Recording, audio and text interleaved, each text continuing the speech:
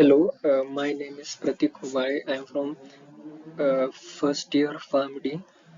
Today our topic is pharmaceuticals. So we will discuss about radiopharmaceuticals.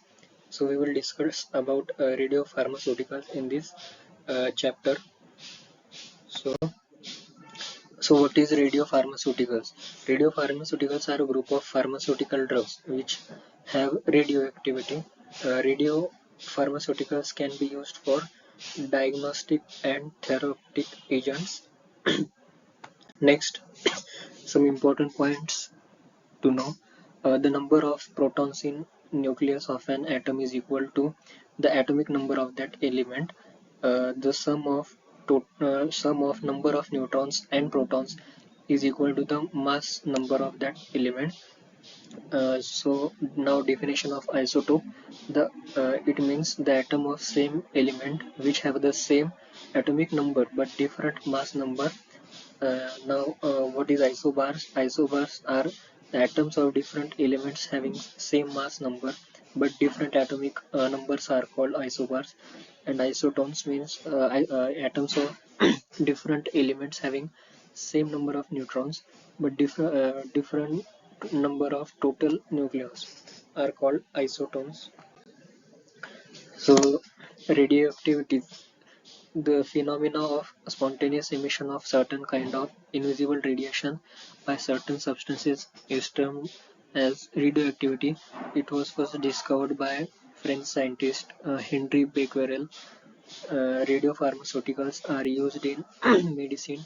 It is also used to treat cancerous tumors, to diagnose thyroid disorders, etc. And the SI unit of radioactivity is Becquerel, which is named after the scientist. Now, the radioactive radiations are composed of three rays: alpha, beta, and gamma. So first, alpha rays. These are positively charged. It consists of 2 unit positive charge and has a mass of 4 times that of hydrogen atom. They are heavy, slow, and their penetration power is slow. During emission of alpha particles from a radioactive element, the atomic number decreases by 2 units and the mass number decreases by 4 units. So for now beta rays, these are negative charge rays. They have negligible mass, they have smaller mass, higher speed, and the penetrating power is more than alpha rays. They have lower ionization power than gamma rays.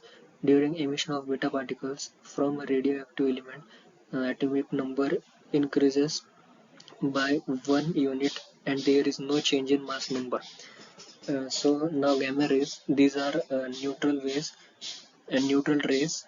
That is, they don't carry charge. They have negligible mass. Ionizing power is poor.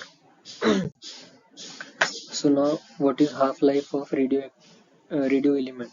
The half-life is defined as time required for a radioactive isotope to decay to one half of its initial values. It is denoted by T half. Its formula is T half is equal to 0.693 upon 0.6 1 lambda. So each radioactive isotope has its own characteristic of half-life. Shorter the half-life period of an element, greater is the number of disintegration atoms, and hence greater is its radioactivity. The half-life periods or half-lives of radioactive elements vary widely from fraction of seconds to millions of seconds.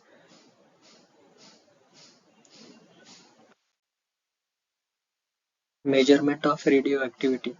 So now to measure the radiations of alpha, beta, and gamma rays, there are three techniques used. So first one is ionization chamber, second is proportional counter, third is uh, Geiger-Müller counter. So in ionization chamber, we the chamber is filled with gas. It has a positive cathode and negative anode. It also has amplifier in different shapes and sizes. Uh, this is used for alpha radiation detection, and by this method we can detect particles with high ionization power. So the in this the alpha radiations the radiations are induced in inert gas from above. Then the charges are separated into positive and negative charges. Then the current is measured by amplifier. And in this system, we also use mica sheets. There is chamber and inert gases. So now second one is the proportional counter. Here is the electric field gradient between anode and cathode is increased by increasing the applied voltage. The electrons produced in the primary ionization further ionize the gas molecules. For example, the number of ion pair is multiplied. For each primary electron liberated, a large number of additional electrons are liberated. The current pulse through electrical current is greatly amplified. Third process is Geiger-Müller. So in this, it is the oldest method of radioactivity measurement.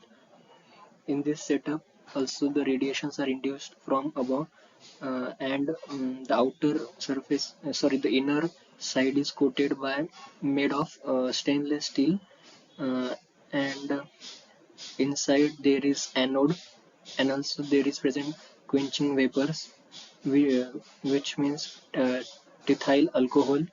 These quenching vapors absorb photons which are emitted by excited ions to prevent the false impulse. Here also we use amplifiers to detect the current. Now the fourth, next, so this scintillator.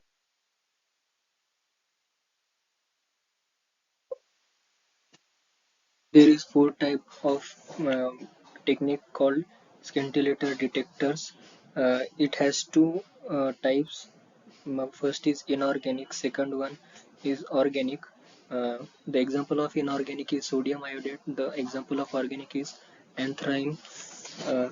And here there is some of major uses of radioisotopes like calcium 47 is used to as an important aid to biomedical researchers studying the cellular function, uh, uh, and similarly there are other cesium 134 used to treat cancerous tumor, chromium 51 for research in red blood survival studies, cobalt 57 for pernicious anemia, gallium 67 for medical diagnosis, etc.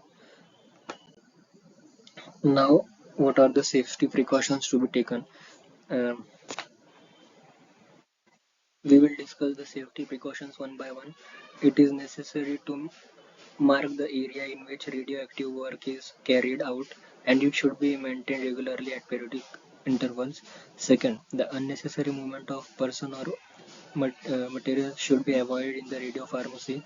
Third, all the radiation workers must wear suitable protective clothing and radiation monitoring devices, gloves necessary. Fourth, when we use the radionuclides, uh, the when not used, the radionuclide must be kept in sealed containers. Fifth, the area should be surveyed regularly for contamination and exposure hazards. Sixth, one should be covered with plastic glass and gloves. Seventh, tray with absorbent paper should be used to catch any spills and to prevent the spread of contamination.